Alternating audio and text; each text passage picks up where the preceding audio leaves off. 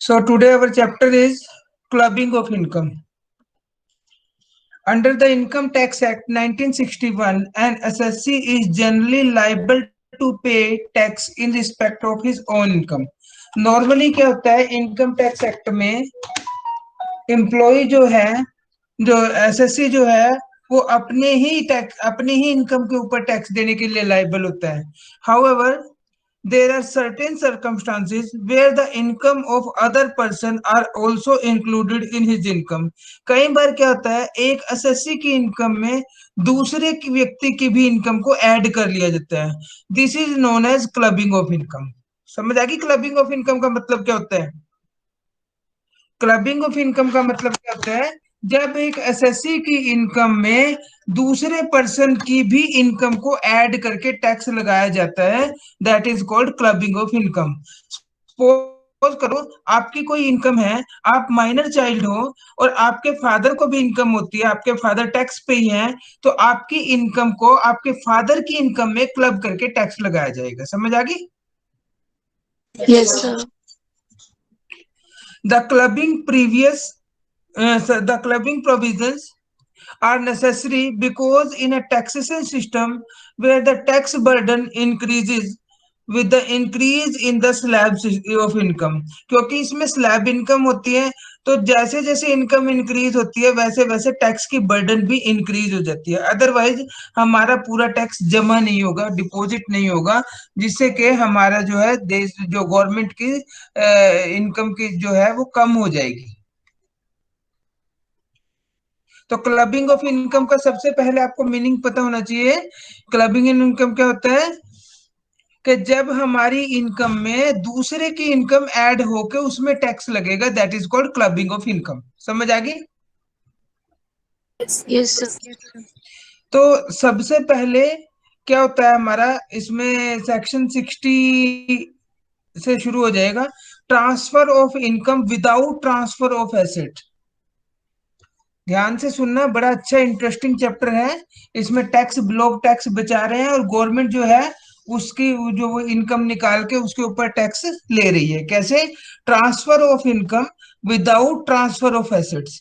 All income arising to any person by virtue of transfer shall be chargeable to income tax as the income of the transferor and shall be included in his total income provided that the following condition exist. There is a transfer of income by the assessee. देखो मेरे पास suppose करो 10 truck चलाता था मैं transportation में. मैंने देखा कि मेरी इनकम की स्लैब हाई हो गई तो मैंने क्या किया transfer of income without transfer of asset. वो ट्रक तो मेरे नाम पे ही है लेकिन मैंने ये बोल दिया कि जो इनकम है वो किसी भी एक्स वाई जेड पर्सन की ये इसकी इनकम होती है, मेरी इनकम नहीं है. It means I am transferring the income without transfer of asset. मैंने एसेट्स उसको बेची नहीं है, उसके नाम ट्रांसफर नहीं किया है, एसेट्स की ओनरशिप मेरे नाम ही है. तो इनकम जो है वो मेरी हुई है, सामने वाले पर्सन की हुई. बताओ बेटे.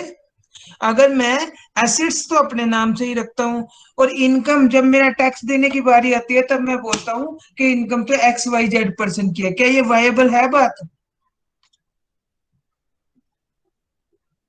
Hello. Yes, sir. Without transfer of asset अगर मैं इनकम ट्रांसफर करता हूं तो मेरी ही इनकम मानी जाएगी ना, सामने वाले पर्सन की इनकम तो नहीं मानी जाएगी वो.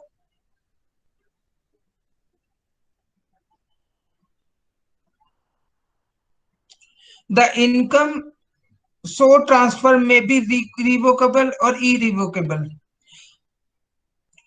Some income is transferred either before or either after the commencement of the Income Tax Act. कुछ इनकम जो है वो ट्रांसफर कर दी जाती है कि इनकम टैक्स एक्ट 1961 से पहले. ठीक है. Some assessee does not transfer the assets from the which such income arises. कुछ लोगों ने क्या किया, एसेट्स का ओनर्स तो अपने नाम रखा, लेकिन इनकम जो है वो सामने वाले पर्सन के नाम ट्रांसफर कर दी, तो उसको वो जो है वो उसकी ही इनकम मानी जाएगी जिसके नाम उसकी ओनरशिप है। सेक्शन 61 समझ आ गया आपको? Yes, sir. Next is revocable transfer और इरिवोकेबल ट्रांसफर क्या होता है। रिवोकेबल ट्रांसफर, अब लोगों ने क्या किया 61 सेक्शन में कि भाई पहले 60 सेक्शन में इन्होंने पकड़ लिया था कि भाई इनकम तो आपने ट्रांसफर की नहीं, एसेट्स ट्रांसफर कर दी।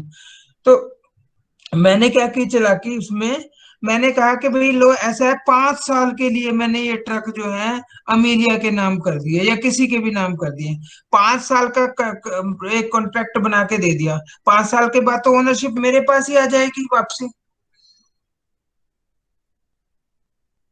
Yes, sir. तो इसको बोलते हैं रिवोकेबल ट्रांसफर। जब अपनी लाइफ में ही वो ट्रांसफर रिवोकेबल हो जाता है, ट्रांसफर आ जाता है। As provided in section 61, all income arising any person by virtue of irrevocable transfer of assets shall be chargeable to income tax as the income of the transferor. Transferor की ही income मानी जाएगी, यानी मेरी ही income मानी जाएगी, and shall be included in the total income, और मेरी income में ही इंक्लूड की जाएगी उसको। रिवोकेबल ट्रांसफर समझ आ गया? नेक्स्ट है Yes, sir. Irrevocable transfer. Section 62 provides the exceptions of the rule contained of 61, that in case revocable transfer of assets, income arising from such assets shall be included in the total income of transfer. Section 61 कहता है कि अगर revocable transfer है, अगर वो transfer कुछ time के बाद आपके पास वापस आ जाना है, तो आपकी ही इनकम मानी जाएगी जिसको आपने एसेट ट्रांसफर किया रिवोकेबल के फॉर्म में।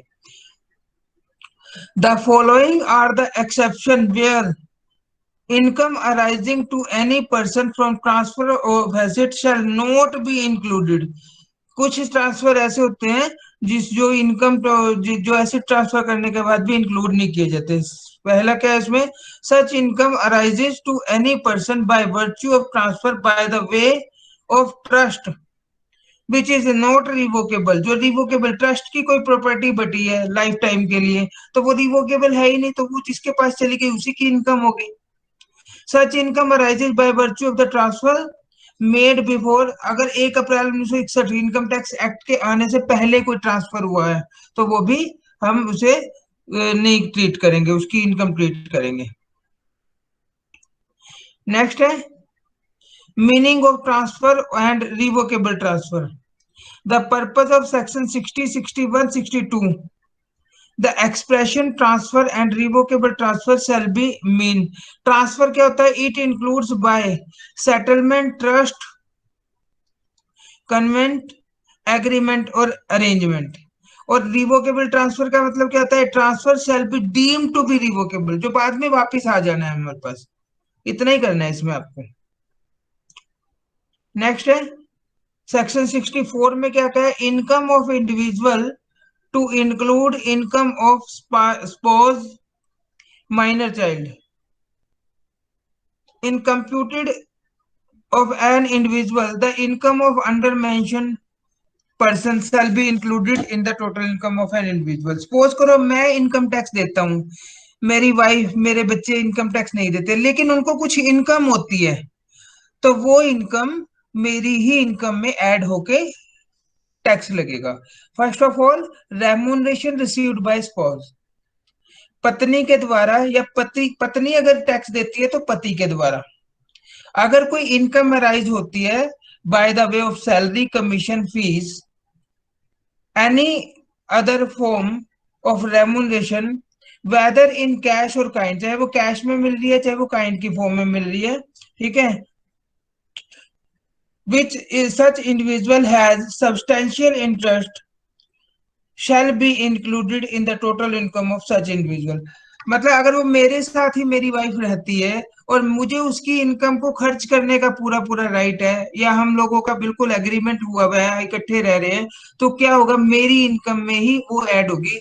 या अगर वाइफ टैक्स देती है, मैं टैक्स नहीं देता, तो मेरी जितनी इनकम होगी वो उसकी इनकम में ऐड होकर टैक्स लगेगा। समझ गए? Yes.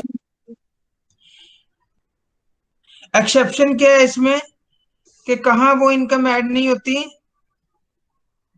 अगर कोई वाइफ या हस्बैंड स्पाउस, मतलब कोई टेक्निकल या प्रोफेशनल क्वालिफिकेशन करने के बाद सोलली अपनी इनकम जो है अपने किसी गुण के कारण कमा रहा है, अगर वो इनकम, तो उसको क्लब नहीं किया जाएगा, उसका अलग से टैक्स असेसमेंट होगी उसके ऊपर। when both husband and wife have substantial interest, इसको रहने दो इतना। उसके बाद है, यहाँ से अभी आपको सिर्फ इतना ही करना है इसमें, कि अगर वाइफ टैक्स देती है तो हस्बैंड की इनकम उसमें ऐड होकर टैक्स लगेगा, वाइफ हस्बैंड टैक्स देता है तो वाइफ की इनकम में ऐड हो, वाइफ की इनकम हस्बैंड की इनकम में तो ऐड होकर टैक्स लगेगी। उसका income from the assets transfer to spouse, अगर कोई मैंने कोई एसिड्स अपनी पत्नी के नाम कर दी है, उससे कोई इनकम हो रही है, तो वो भी मेरी ही इनकम मानी जाएगी। Income arising to the spouse of an individual from any assets transferred directly or indirectly to the spouse of such individual otherwise than the educate consideration, मतलब कोई उसने कुछ पैसे भी नहीं दिए हैं मुझे, बिना किसी कंसिडरेशन के मैंने उसके नाम से ट्रांसफर कर दी, तो वो मेरी ही इनकम मानी जाएगी, मेरी वाइफ की इनकम नहीं मानी जाएगी। समझ आ गया? Yes. Income from assets transfer to son's wife, अगर मैंने अपने बेटे की वाइफ के नाम की कुछ इनकम ट्रांसफर की, कोई एसेट्स ट्रांसफर की है, उससे उसको कोई इनकम होती है और विदाउट एनी कंसिडरेशन किया, बिना किसी लेन देन के, तो वो भी मेरी ही इनकम मानी जाएगी, मेरे सन्स वाइफ की इनकम नहीं मानी जाएगी। समझ आ गया? Yes, sir. नेक्स्ट है clubbing of income when transferred asset is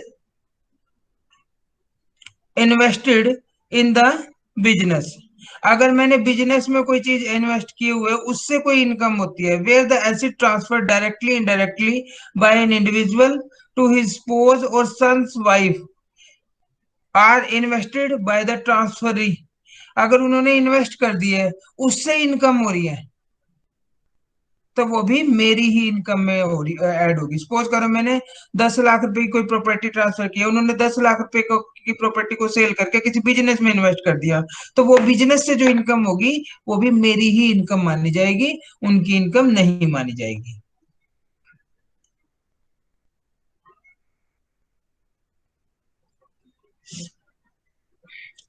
एक इसमें मेन चीज है, ये कर लो, clubbing of income of minor child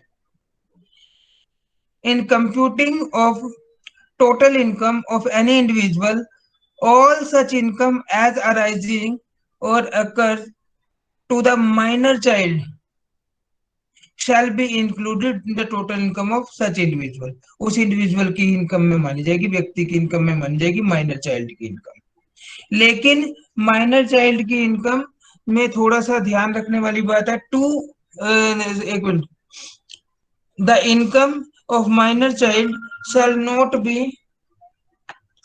included in the total income of the parent of the minor child, minor child की कौन कौन सी इनकम उसमें इंक्लूड नहीं की जाएगी, जब वो किसी डिसेबिलिटी से सफर्ड हो, मतलब कोई फिजिकल हैंडीकैप बच्चे की इनकम फादर मदर की इनकम में ऐड होकर टैक्स नहीं लगेगा। समझ आ गई? चाहे वो मेंटल रिटार्डेशन हो, चाहे उसका कोई और कोई उसको डिसेबिलिटी हो। ठीक है? The income arising to such minor on account the manual work, जो कोई मैनुअल काम करके आता हो बच्चा, शारीरिक काम करके कोई इनकम लेता हो।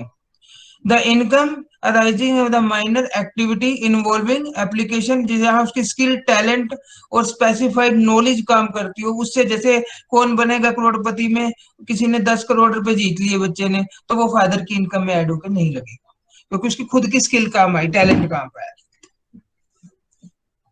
ठीक है?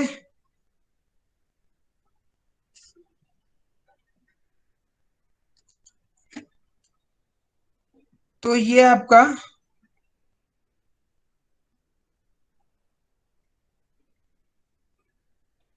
आवाज आ रही है मेरी? Yes, sir. Yes, sir. Yes, sir. तो ये आपका एक टॉपिक कंप्लीट हो गया, क्लबिंग ऑफ इनकम। इसमें हमने ध्यान रखना है कि कौन कौन सी इनकम ऐड होगी और कौन कौन सी इनकम ऐड नहीं होगी। ओके। Okay, sir. Yes.